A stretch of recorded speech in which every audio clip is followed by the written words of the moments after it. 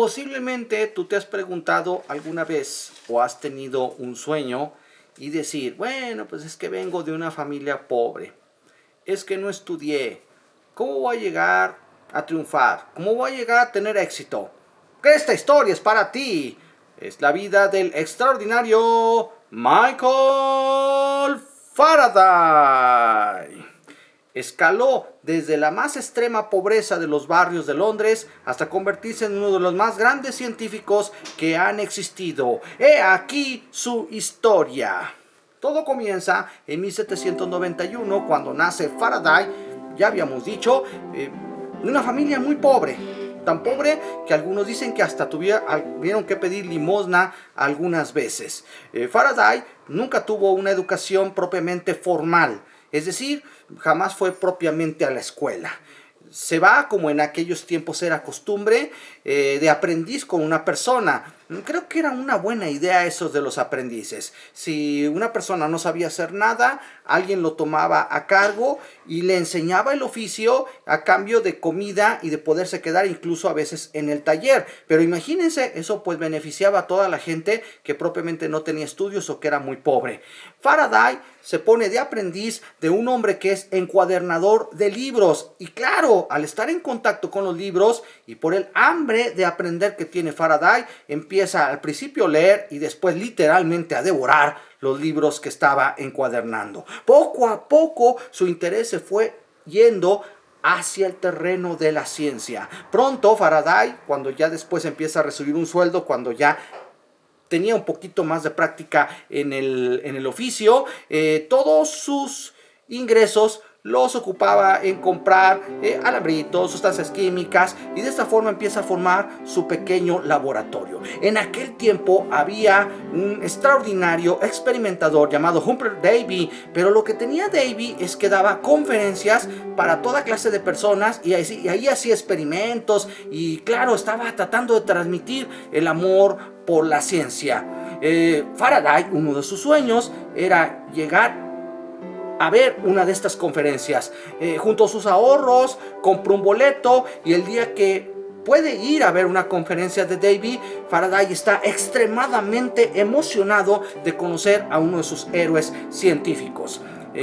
Faraday una libreta y anotaba todo lo que hacía Davy, absolutamente todo. Poco a poco se empieza a convertir en alguien asiduo a estas conferencias, pero Faraday anotaba y anotaba y anotaba. Pronto le mandó a Davy nada menos y nada más que un cuaderno de 300 páginas en donde estaban anotados con precisión y a detalle los experimentos que hacía Davy.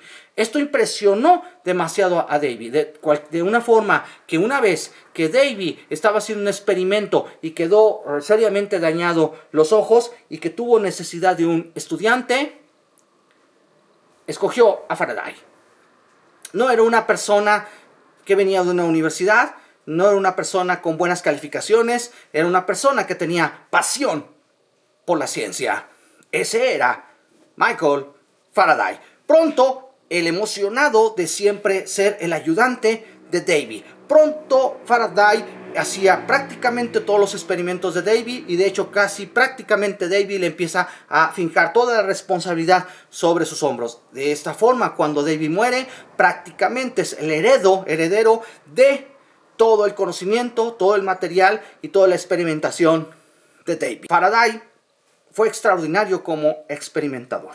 A pesar de no tener una educación, como ya dijimos, formal, descubrió las leyes de la electrólisis y en el terreno de la electricidad fue más allá. En una ocasión enredó una bobina en un objeto metálico y descubrió el electroimán.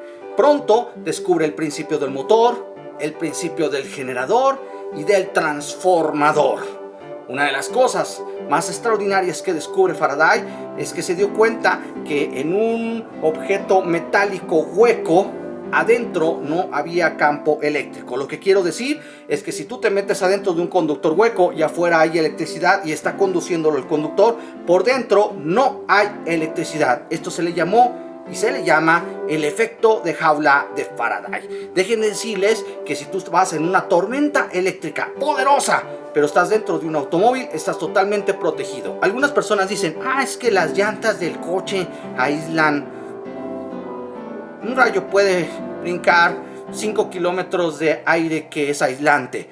¿Tú crees que tus llantitas te van a proteger? El rayo puede decir, ajaja, ese piensa que las llantitas la protegen, que tiene algunos centímetros de protección de hule. Por supuesto que no, el rayo puede brincar ese espacio de hule, pues acaba de brincar kilómetros de aire. Lo que te protege adentro de un automóvil es que propiamente un automóvil es un conductor hueco y tú estás adentro. En el caso de una descarga eléctrica, toda la descarga sería por fuera del conductor y tú estarías totalmente protegido adentro. Si alguna vez estás en una tormenta eléctrica y sientes que te descargó un rayo en ti y de pronto ves que estás totalmente vivo, tienes que agradecérselo al efecto de jaula de Faraday. Este hombre extraordinario no solamente pues fue el iniciador de grandes inventos y de la tecnología eléctrica, sino que se le ocurrió una de las grandes ideas de la ciencia, que fueron las líneas de fuerza. Estas líneas de fuerza fueron después utilizadas por teóricos como Maxwell, Gauss y otros para poder explicar los campos eléctricos y magnéticos y crear toda una teoría basada en una idea simple de un hombre que venía de los barrios bajos de Londres. Pero no crean que Faraday era un hombre que se les oían los humos.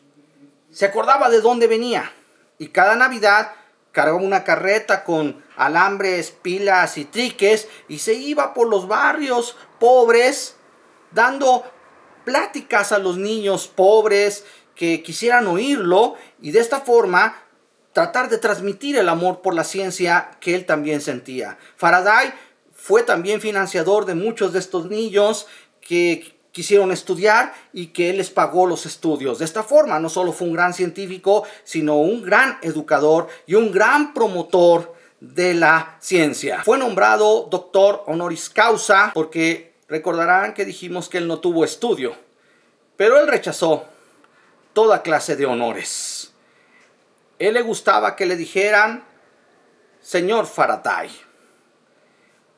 Muchos libros de historia lo mencionan como el padre de la electricidad.